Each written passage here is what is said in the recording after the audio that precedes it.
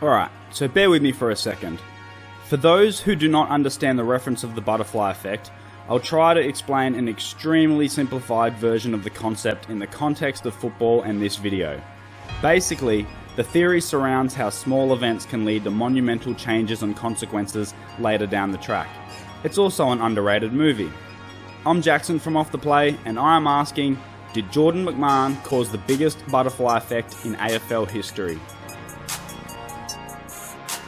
In round 18 2009, Richmond faced Melbourne in front of 37,000 people at the MCG. Both teams languished down the bottom of the ladder, and it was around the time of the Melbourne tanking scandal.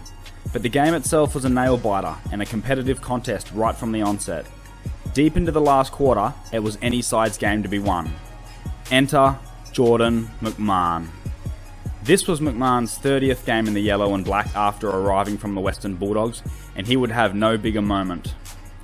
Of course, we now know that McMahon kicked the goal after the siren to win the game for the Tigers. The loss handed the Demons a priority pick, and the club would hold the first two selections in the 2009 draft.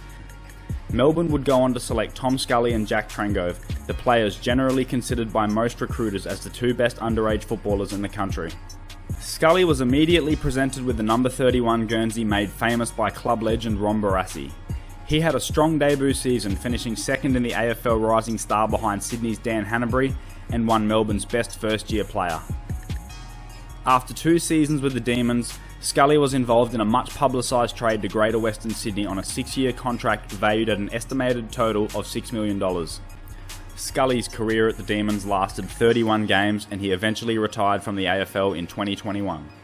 Trengove also had a bright start in Demons colours, and at 20 years and 181 days old, he became the youngest captain in VFL AFL history when he was appointed the D's skipper at the beginning of the 2012 season. But these were tough times for the Melbourne Football Club, and their young skipper would soon be plagued by a terrible run of injuries. Trengove just could not get his body right, and he was eventually sent to Port Adelaide, finishing with a total of 86 games at the Demons.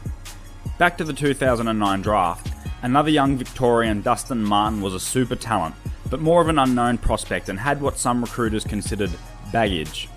The Demons would overlook Martin, and he would fall to the Tigers with selection 3 and of course go on to become one of the most influential players in the club's long and proud history. 3 Norm Smith medals, a Brownlow, and just a champion of the game. The Demons recorded a win over Fremantle a fortnight later, so if McMahon's kick does not go through and Melbourne beat the Tigers, they lose their priority pick, and there is a strong chance that Dustin does not end up at Richmond. Would the Tigers have won these last 3 flags without the influence of Dusty? Who knows, but as a Tiger fan myself, I think it's unlikely. Now let's rewind a further 2 years to when the Bulldogs traded McMahon to Richmond. The Western Bulldogs received selection number 19 in the 2007 draft. They would use that pick on Callan Ward, who would turn out to be a magnificent footballer for the club.